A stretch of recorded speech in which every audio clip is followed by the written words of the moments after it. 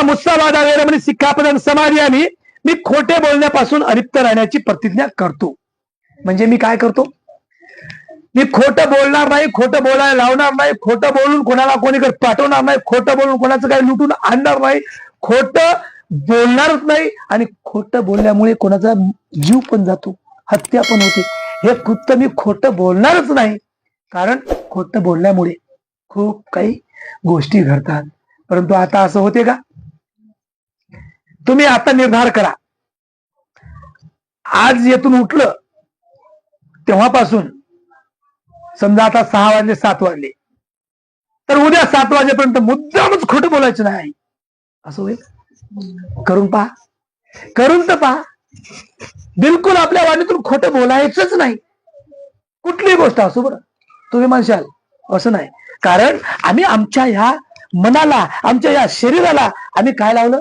सवय लावली. आम्ही सवय काय लावली? आम्ही सवय लावली खोटं बोलायची. आम्ही बघा किती विद्वान असेल, हा आलो म्हणते इथेच आहो, रोडलाच आहो, ते कुठेही असेल, तो इकडे गेला तरी सांगेल इकडे आहो. म्हणजे आम्ही किती विद्वान झालोय की नाही? आमच्या स्वार्थासाठी, आमचं काहीतरी करण्यासाठी मी कुठंतरी खोटं बोलून वाईट मार्गाला जातो, मी कुठंतरी खोटं बोलून चोरी करतो, मी कुठंतरी खोटं बोलून अन्याय अत्याचार करतो, मी काहीतरी वेगळं करतो. पण मी घरी काय सांगतो? मी कामावर आहे, मी ड्युटीवर आहे. म्हणजे खोटं बोलल्यामुळे खूप काय होत आहे. खोटं बोलल्यामुळे घरात सुद्धा घरं उद्ध्वस्त होतात की नाही? म्हणून खोटं सुद्धा बोलू नये. सिद्धार्थ सम्यक संबुद्धांनी सांगितलं, अगोदरचा प्रवास खूप कठीण होता की लोक सर्वजण पैदल चालत होते, गाडी बैलाचा प्रवास होता, घोड्या हातीवर जात होते, कोणी जर वेगळा मार्ग खोटा दाखवला, कितीतरी मैल अंतर ते खोटा पैदल काटत होते. म्हणजे किती वेदना होत होत्या. तो उपाशी असेल, तो कधी काहीतरी झाड फळं खाल्ले असेल, म्हणजे किती कठीण प्रवास होता. मधल्या काळामध्ये खोटं बोलून खूप काय लुटमार होती. मधल्या काळामध्ये खोटं बोलून अन्याय अत्याचार, इकडे तुला राजा बनवतो म्हणायचे, कुणाला स्त्रीला राणी बनवतो म्हणायचे, अन्याय अत्याचार करायचे, नेत होते बोल्यावर. खोटं बोलल्यावर खूप काय.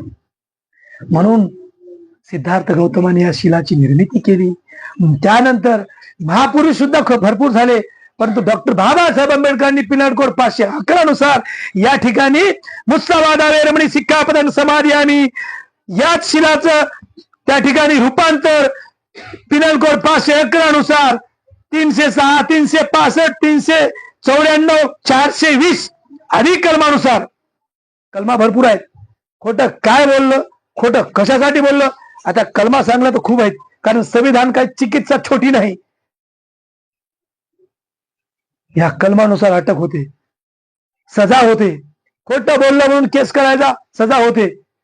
नाहीतर मधला काळ किती वाईट होता. कोणी काही करत होतं खोटं बोलून.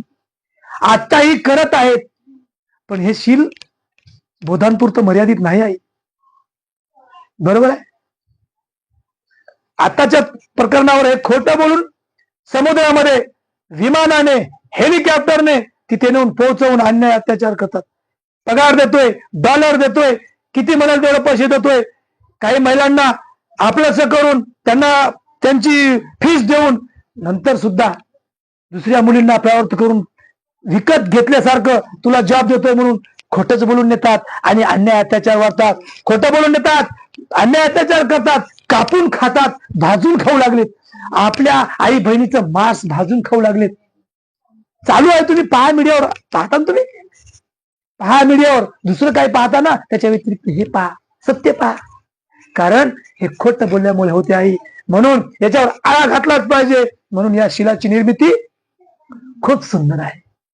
परंतु आचरण आम्हाला करावं लागेल तर होईल, नाही तर काय होईल? मागे तसं पुढे होईल ना. तर असो पहा, याचं पालन करावं तर खोटं बोलणं सोडून द्यावं, सत्य बोलत चालत राहावं पुढे, तर सत्याचा विजय आहे. सत्य कुठं लपत नाही. सत्य, तुम्ही एक गोष्ट खोटी बोला, त्या खोट्या गोष्टीला झाकण्यासाठी 1000 वेळा खोटं बोलावं लागतं. कारण एक खोटी गोष्ट इतकं काही खोटं बोलावं लागतं की सांगूच नका. कुठं कुठं खोटं बोलता बोलता जीव बी निघून जात. सत्य बोला, कारण हे असं शील आहे. म्हणून बाबासाहेब आंबेडकरांनी खूप कष्ट घेतले. पहा, त्या कष्टाचा विचार करा. आणि वागायला शिका.